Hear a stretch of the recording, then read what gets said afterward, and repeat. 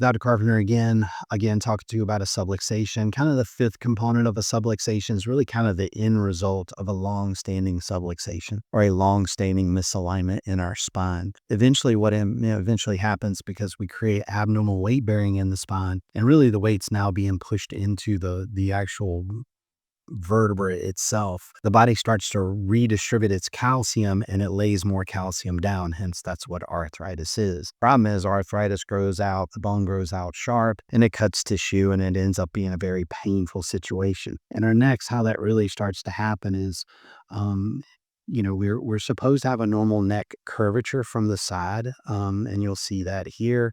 This is our spinal cord, but when we lose this curvature, what happens is the spine's really straightening.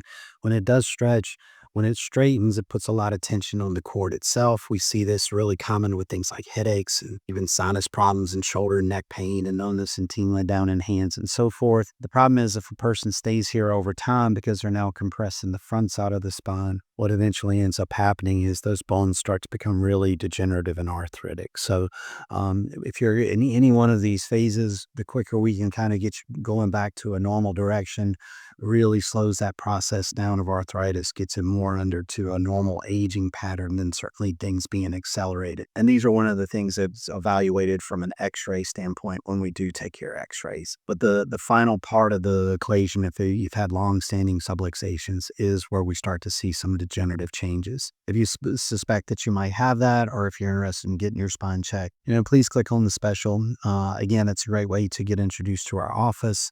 We're certain to give you a very thorough spinal examination. Everything we do here, we don't guess, so we definitely know, so that we know what's going to be the proper way to help you.